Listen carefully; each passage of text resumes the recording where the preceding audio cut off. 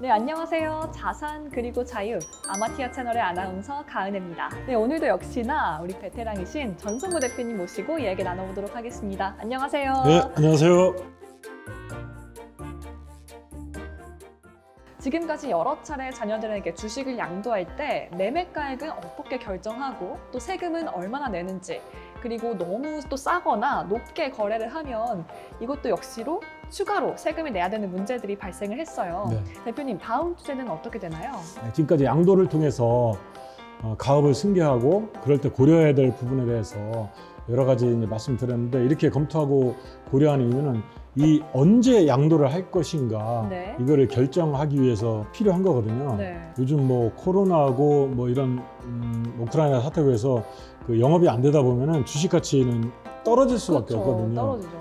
근데 사실은 그 떨어졌을 시점이 주식을 자녀한테 넘겨주는 가장 좋은 시점이죠. 전화미복이네요, 거의. 자녀한테 넘겨주려고 생각했다고 그러면은 지금 딱 생각해서 결정을 빨리빨리 해서 하는 게 가장 유리하고요. 이 부분에 대해서는 뒤에서 설명드릴 기회가 더 있을 것 같습니다. 네.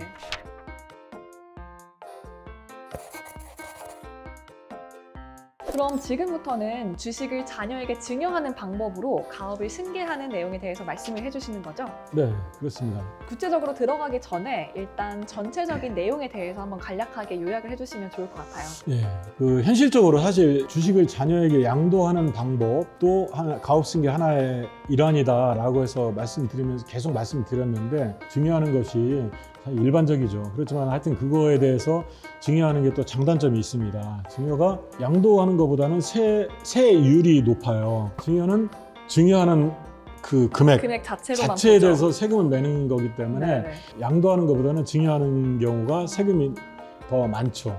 그렇군요. 다만 증여는 공짜로 주는 거잖아요. 네. 그러니까 내가 얼마가 됐든 공짜로 받으면 돼요. 대신에 나는 증여한 거에 대한 세금은 내가 준비를 해야 되는 거죠.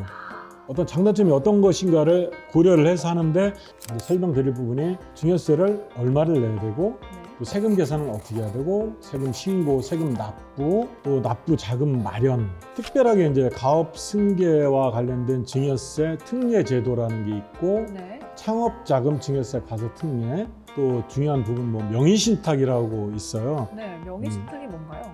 주식을 다른 사람 명의로 부득이하게 해놓은 경우에 발생되는 세금 문제인데, 증여세 측면에서 또 가업승계 측면에서 매우 중요하기 때문에 다음 편쯤에서는 그거 집중적으로 아마 다룰 기회가 생길 것 같습니다. 네, 좋습니다. 그렇다면 먼저 증여세를 얼마나 내야 되는지 그 계산 흐름과 구체적인 방법에 대해서 좀 알고 싶어요. 네네. 일단 일반적인 흐름을 한번 말씀드려 볼게요. 그럼 주식을 증여받았다? 그러면 주식을 평가를 해야 되겠죠? 증여세는 또 독특하게 이 건 증여를 받은 때로부터 소급해서 네. 10년 전에 증여받은 게 있으면 이것까지 다 합해서 계산을 하도록 그렇게 되어 있습니다.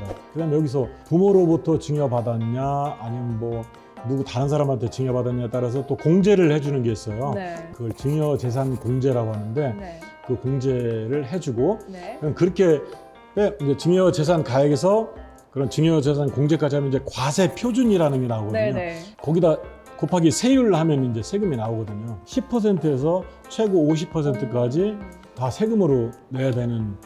그러니까 너무 상당히 세금이 크네요. 네. 아깝죠. 아깝죠. 10년 내에 증여받은 재산을 합산한다고 하셨는데 구체적으로 무슨 내용인가요? 이번에 받은 재산만 가지고 증여세를 계산하는 게 아니고 10년치를 모두 합해서 네. 계산해야 된다는 거 잊어버리면 안 되는데, 그거 간혹 잊어버리시는 분이 계세요. 세무서에서 그거 합해서 계산 안 했다라고 해서 다시 합산해서 세금을 이렇게 부과하는 경우가 항상 있습니다. 네.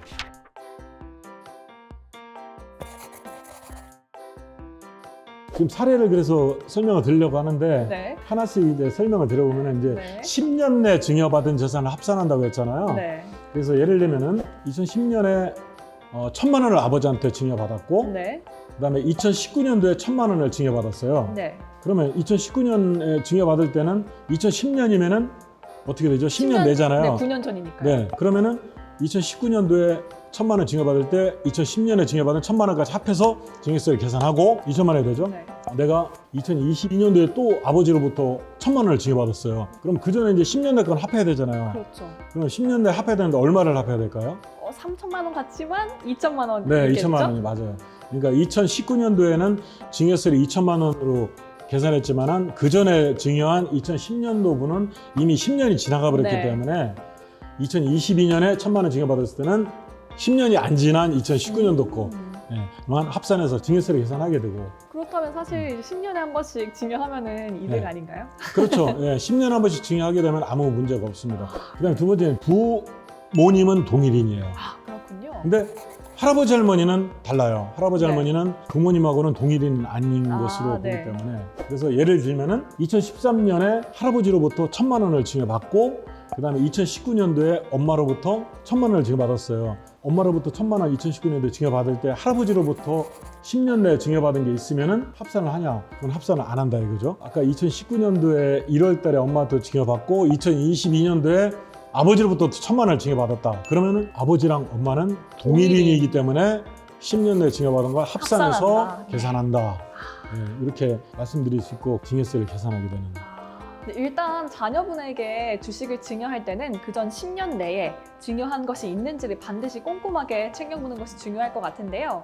그런데 너무 오래돼서 10년 내에 내가 증여를 했는지 안 했는지 기억이 안 날 수도 있잖아요. 이럴 때는 어떻게 해야 되나요? 네, 그럴 경우 많습니다. 그래서 증여세 신고서를 본인이 보관하고 있지 않으면은 확인하기가 좀 어려울 경우가 있었어요. 근데 국세청 홈택스라는 게 있는데 언제 증여를 받았고 언제 신고를 했고 네. 그런 내용이 다 나오고요. 네. 만약 그 홈택스 가서 검색하는 게 조금 불편하시고 그러면은 세무서에 직접 가시면은 네. 내가 증여세 신고한 이력을 좀 확인해 달라. 네. 그러면은 거기서 본인만 확인이 되면 해주거든요. 증여를 한 것 같은데 언제 했는지 좀 애매하고 잘 모르겠다 그러면은 반드시 그 절차를 거치시는 게 안전합니다. 안전하겠네요. 네. 아, 역시나 이럴 때도 역시 대표님을 찾아가는 게 가장 안전한 방법인 네. 것 같습니다.